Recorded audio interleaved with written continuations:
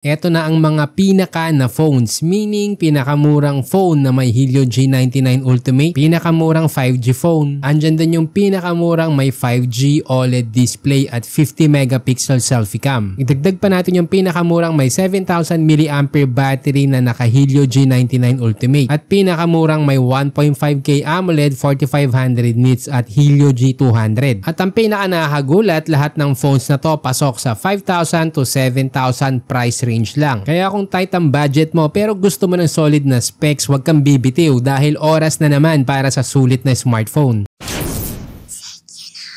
Kung gusto mo ng phone na kayang mag-handle ng ML at casual gaming, ito na ang pinakamura ngayon na merong Helio G99 Ultimate. Meron kang 8GB RAM tapos naka 120Hz screen na rin. Hindi ito flagship level pero kung ang hanap mo ay smooth enough na gaming sa 6K, minsan makukuha mo pa nga ng around 5K pag sale. Pwedeng-pwede na to. May bypass charging din kaya kung mahilig kang gumamit habang naka-charge, may extra protection ka na. Bagay ito sa mga estudyante o casual gamers na gusto ng budget phone na may decent performance. Kung kailangan mo ng phone na mabilis ang data kahit nasa biyahe o nasa office, ito ang pinakamurang 5G phone ngayon, ang Itel P55 5G. Naka-Dimensity 6080 ka na kayang mag-handle ng daily apps like Facebook, Gcash, Shopee at kahit casual gaming gaya ng ML o CODM. Kaya sulit na, lalo na kung priority mo ay fast internet over high-end gaming. Hindi ito pang heavy games pero kung gusto mo lang ng stable na 5G connection para sa video calls, online classes o work from home task, wala ka nang hahanapin pa sa price range niya na around 5K din pag naka-sale. Syempre, mention na rin natin yung Galaxy A06 5G na pag naka-sale nakukuha lang ng around 4K. Yun nga lang, sobrang hirap matsyempohan dahil ubos agad. Sulit siya sa mga working students na laging naka-online, mga riders o online seller na kailangan ng fast upload and download speed o kahit sa mga nagte-travel na laging naka-mobile. Ngayon kung naghahanap ka ng phone na malinaw ang selfie cam, malinaw ang screen at hindi palag sa performance, ito na ang pinakasulit ngayon na may OLED display at 5G under 7K, ang HMD Crest 5. Meron kang OLED screen kaya kung lagi kang nanonood ng YouTube, Netflix o laging nasa video call sa Messenger o Zoom, sobrang linaw at vibrant ng display. Sa performance, hindi siya pang hardcore gaming pero sakto sa everyday multitasking, online school o casual editing sa CapCut. Ang standout talaga dito ay yung 50 megapixel front camera. Kaya kung mahilig kang mag-selfie o nagla-live sa TikTok or Shopee, malinaw at detailed ang kuha nito. Bagay ito sa mga content creators na laging naka-front cam, live sellers na kailangan ng malinaw na kuha, student or professional na laging may video call, o kahit sa mga movie lovers dyan na ayaw ng dull display. Sa presyo niya, bihira ang mga ganitong combo, OLED, 5G at 50 megapixel selfie. Kaya kung yan ang priority mo, ito na ang pinakasulit sa ngayon. Kung ang hanap mo naman ay phone na maayos ang performance at mataas ang battery, ito na yung pinakasulit ngayon sa under 7K, ang Tecno Pova 7. Meron kang Helio G100 Ultimate na may On2 score na around 442K. Sapat ito para sa mga MOBA game or yung mga FPS games. Okay din sa mga multitaskers, meaning kung sabay-sabay kang nag-FB, YouTube at Messenger, hindi ito basta-basta naglalag. Pero ang standout talaga dito ay yung 7,000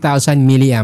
Para to sa mga gamers na naghahanap ng smooth performance na budget friendly. Pwede rin to sa mga estudyante o mga workers na ayaw ng bitin sa battery or yung mga heavy user na laging on the go. Ngayon, kung naghahanap ka ng pinakamurang phone na may 1.5K AMOLED display at MediaTek G200 chipset, eto na yon, ang Infinix Hot 60 Pro. Isa ito sa pinakasulit sa presyo niya na around 7K. Meron kang 144Hz AMOLED na may 1.5K resolution, Gorilla Glass 7i at sobrang liwanag na 4500 nits peak brightness. Kaya kahit tirik ang araw, kitang-kita mo pa rin, kaya bagay na bagay sa mga rider. Under the hood, may MediaTek G200 na umaabot ng 444K sa On2 tapos may 8GB RAM at 256GB storage, expandable pa. Pang gaming, multitasking at daily use, siguradong kayang-kaya. May 50 megapixel camera, 2K video recording at 13 megapixel selfie cam. Bonus pa ang Dolby Atmos speakers, 45 watts charging at under display fingerprint. Bagay ito para sa mga estudyante, young professionals o casual gamers na gusto ng matinding display, smooth na performance at solid features. Kaya bago ka bumili ng phone, isipin mo muna, gamit mo ba pang gaming, pang work o pang content? Dito sa Tech You Know, naniniwala kami maraming magagandang smartphones ngayon, pero mas mahalaga pa rin na match sa lifestyle mo. Kasi ang tunay na sulit, iba-iba para sa bawat tao. Nilagay ko na rin sa description ang official links kung saan mo ito mabibili. Meron din kaming exclusive FB group na smartphone tips kung saan personal ka naming tutulungan pumili ng best smartphone for your budget. At kung nakatulong sa'yo ang video na to, mag-subscribe ka na.